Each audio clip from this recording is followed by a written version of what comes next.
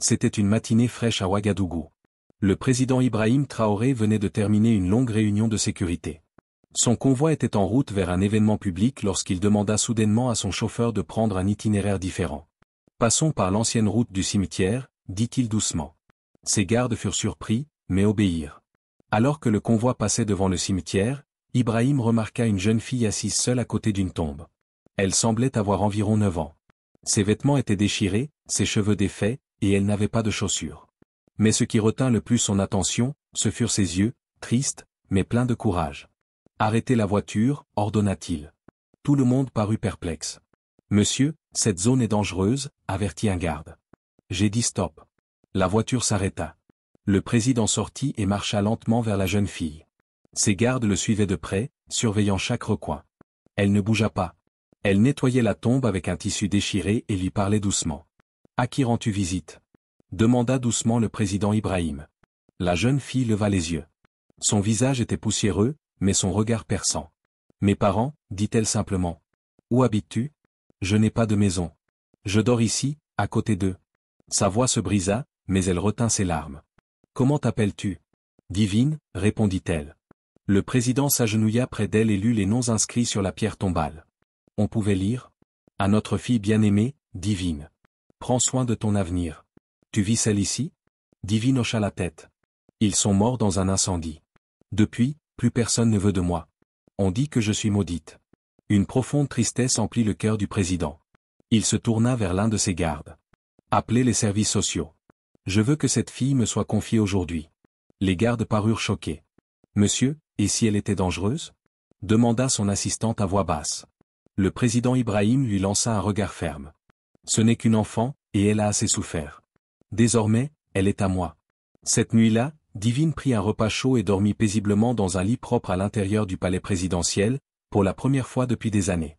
La vie au palais était nouvelle et étrange pour elle.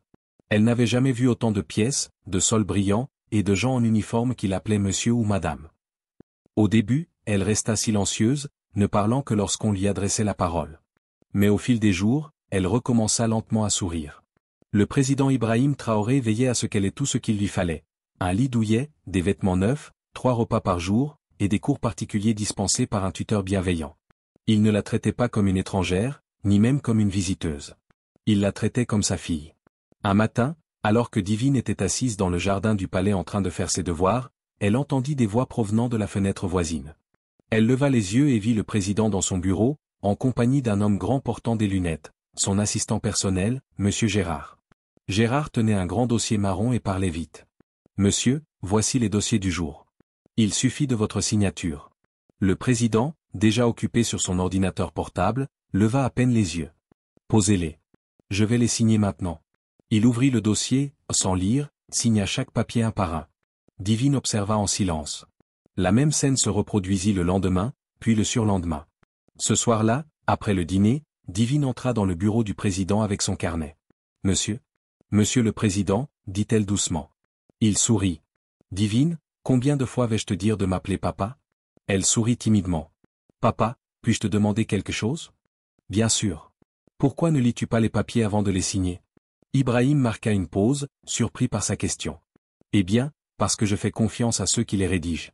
J'ai beaucoup de choses à faire, et lire tous ces documents prendrait trop de temps. Mais que se passe-t-il si quelqu'un écrit quelque chose de mal et le cache dans l'un des dossiers ?» Il rit légèrement. « Tu as regardé trop de dessins animés ?» Divine ne rit pas. « Non, papa. Je suis sérieuse. Même mon professeur dit que nous devons toujours lire avant de signer quoi que ce soit. » Le président la regarda fixement. « Tu as raison, dit-il finalement. Mais ce sont des dossiers gouvernementaux. Mon assistante vérifie tout. Et si c'est elle qui faisait quelque chose de mal ?» Ibrahim la regarda dans les yeux. Son visage était innocent, mais ses paroles étaient chargées d'une étrange sagesse. Il se renversa lentement dans son fauteuil. « Je vais réfléchir à ce que tu as dit. » Cette nuit-là, il n'arrivait pas à dormir. Les paroles de Divine résonnaient dans son esprit. Et si c'est elle qui faisait quelque chose de mal ? Le lendemain matin, lorsque Gérard apporta la pile habituelle de documents, Ibrahim fit quelque chose de différent. « Asseyez-vous, Gérard, dit-il. »« Monsieur ? Aujourd'hui, je veux que nous examinions chaque document ensemble. » Gérard cligna des yeux. « Tous ? » ?»« Oui. » Il hésita, puis sourit nerveusement. « Bien sûr. » En parcourant les documents, le président remarqua quelque chose d'étrange. Un dossier demandait l'approbation d'un transfert de 3 milliards de francs CFA à une société privée. L'adresse indiquée était fausse, et la signature appartenait à un directeur démissionnaire depuis plusieurs mois. Ce dossier avait été ajouté par Gérard. Celui-ci commença à transpirer. Ça vient du ministère des Finances? Appelez le ministre. Maintenant. 30 minutes plus tard, la vérité éclata, le dossier était falsifié. Aucun projet de ce type n'existait. Le ministre des Finances n'avait jamais vu ce document. La signature était un faux. Ibrahim fixa Gérard. Tu m'as dit avoir vérifié tous les documents. As-tu lu celui-ci? Gérard remua sur son siège. C'était une erreur. Non, Gérard. Ce n'est pas une erreur. C'est une trahison. Cet après-midi-là, le président ordonna une enquête approfondie sur tous les documents signés au cours des 3 derniers mois. D'autres fausses transactions furent découvertes. Des millions avaient été volés discrètement sous son nez et tous ces documents avaient transité par Gérard. Il fut arrêté le soir même. La nouvelle bouleversa toute la nation. Pendant des mois, les citoyens se plaignaient de fonds manquants, de travailleurs non payés, de projets arrêtés ou retardés. Désormais, ils comprenaient pourquoi. Lors d'une conférence de presse, le président Ibrahim déclara: « J'assume l'entière responsabilité d'avoir fait trop confiance et d'avoir lu trop peu. Mais la personne qui m'a ouvert les yeux est quelqu'un de petit, quelqu'un que beaucoup ignoraient. » Il se tourna vers Divine, qui se tenait timidement à côté de lui. Cette jeune fille m'a appris à repenser. Désormais, je lirai chaque dossier avant de signer. Et aujourd'hui, je nomme Divine conseillère spéciale, car la sagesse n'a pas d'âge. Un silence étonné précéda une salve d'applaudissements. Un journaliste demanda: « Monsieur, êtes-vous sérieux ? » « Je suis très sérieux. Elle est peut-être jeune, mais elle voit ce que beaucoup d'entre nous oublient. » Divine était choquée. « Moi ? Mais, je ne connais rien au gouvernement. Tu sais réfléchir. » « C'est un bon début, » dit le président en souriant. À partir de ce jour, Divine participa aux réunions. Elle écoutait attentivement, posait des questions chaque fois que quelque chose lui paraissait anormal. Au début, les ministres furent surpris. Mais rapidement, ils commencèrent à respecter son regard aiguisé et son courage. En coulisses, certains murmuraient: « Ce n'est qu'une enfant. Que sait-elle » Mais le président Ibrahim resta ferme. Si une fillette de 9 ans peut voir ce que les adultes ignorent, alors il est temps que nous écoutions davantage les enfants. Depuis que Divine était devenue conseillère spéciale, les choses commencèrent à changer au palais. Les ministres qui apportaient des dossiers sans explication étaient désormais tenus de justifier chaque ligne. Les fonctionnaires paresseux furent rappelés à l'ordre. Même les conseillers principaux commencèrent à craindre la présence silencieuse de Divine, non pas parce qu'elle punissait, mais parce qu'elle voyait ce que d'autres ignoraient. Chaque jour, elle s'asseyait aux côtés du président Ibrahim Traoré lors des réunions importantes. Elle écoutait, posait des questions pertinentes et rappelait souvent: « Papa, prends ton temps avant de signer. » Elle était devenue une lumière au palais. Mais là où il y a de la lumière, l'obscurité cherche toujours à riposter. Certains éléments corrompus du pouvoir commencèrent à s'agiter. Cette petite fille devient un problème. Elle n'est qu'une enfant. Que sait-elle ? Elle nous empêche de collecter de l'argent comme avant. Un soir, alors que Divine se rendait dans le jardin pour lire, une ombre la suivit. L'homme portait un uniforme d'employé, mais il n'avait jamais travaillé au palais. Alors qu'il s'approchait d'elle, une voix aiguë cria: « Arrêtez-vous !» C'était l'un des gardes. Il sortit de derrière un arbre, arme à la main. L'homme, paniqué, s'enfuit. Le garde le poursuivit et le rattrapa. Après interrogatoire, la vérité éclata: il avait été envoyé par un haut fonctionnaire furieux que Divine ait révélé ses contrats de construction illégaux. La nouvelle se répandit comme une traînée de poudre. Ils avaient tenté de la tuer. Qui ferait une chose pareille à une petite fille? Le président, furieux, renforça immédiatement la sécurité autour de Divine et ordonna l'arrestation de toute personne liée à cette tentative. Mais les attaques ne s'arrêtèrent pas là. Elles devinrent verbales. Certains membres du personnel commencèrent à chuchoter: « C'est une enfant fantôme. Peut-être est-elle sortie d'entre les morts pour semer le trouble. Elle ne rit ni ne joue comme les autres enfants. Elle est trop sage. » Une nuit, un faux message fut envoyé au président. Il prétendait que Divine était une espionne étrangère, envoyée pour le surveiller et détruire son gouvernement à petit feu. Ibrahim lisait le message lorsque Divine entra, carnet à la main. « Papa, ton thé est prêt » dit-elle en souriant. Il la regarda et lui rendit son sourire. « Merci, ma chère. » Elle déposa délicatement le thé sur la table, mais son regard se posa sur le papier qu'il tenait à la main. « C'est à propos de moi » demanda-t-elle calmement. Le président marqua une pause. « Oui. » Elle s'assit en silence. « Tu y crois » demanda-t-elle d'une voix posée. Le président se pencha en arrière et la fixa longuement. « Divine, tu es venue me voir avec rien d'autre que la vérité. Tu n'avais aucune raison de mentir. Tu ne savais même pas qui j'étais quand nous nous sommes rencontrés. Mais depuis que tu es entré dans ma vie, ce palais est devenu meilleur. Il lui prit la main. Je ne les crois pas, et je ne les croirai jamais. Des larmes remplirent les yeux de Divine. Jamais auparavant elle ne s'était sentie aussi aimée, même pas du temps où ses parents étaient encore en vie. Mais tout le monde n'était pas satisfait de la décision du président de la garder près de lui. Certains hommes corrompus au sein du gouvernement commencèrent à se réunir en secret. Si nous ne nous débarrassons pas d'elle, nos plans continueront d'échouer, dit l'un. Pire encore, elle corrige désormais les politiques. Bientôt, elle connaîtra tous nos secrets, ajouta un autre. Un homme suggéra d'utiliser du poison. Un autre proposa de la kidnapper. Mais aucun de leurs plans ne réussit, le président avait assigné ses gardes les plus loyaux pour la protéger jour et nuit. Un soir, un inconnu appela anonymement une station de radio. Le président est contrôlé par un esprit d'enfant. Cette fille n'est pas normale. Cela provoqua un tollé. Dans les villages, les rumeurs se propagèrent rapidement. Est-ce vrai? Notre président est-il sous le charme? Le lendemain matin, le président tint une conférence de presse. Il se présenta devant les caméras, Divine à ses côtés. Certains disent qu'elle est un fantôme.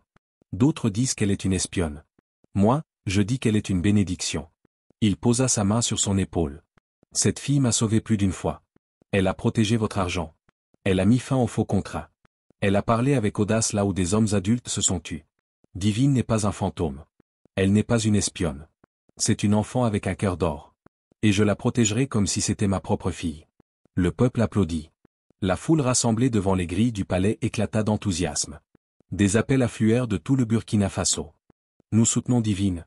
Pour la première fois, Divine se sentit fière. Non pas seulement à cause de ce que les gens disaient, mais parce que la vérité avait triomphé. Plus tard dans la soirée, le président Ibrahim s'assit avec elle dans le jardin. Divine, dit-il, tu as beaucoup d'ennemis maintenant. Elle hocha la tête. Mais veux-tu arrêter? Elle secoua la tête. Non, papa. Si j'arrête, les méchants gagneront. Il sourit. C'est ma fille. Ce soir-là, pour la première fois depuis longtemps, le président dormit paisiblement, sachant qu'une personne petite, mais puissante, veillait sur lui. Mais le président Ibrahim Traoré s'était fait de nombreux ennemis depuis qu'il avait nommé Divine conseillère spéciale.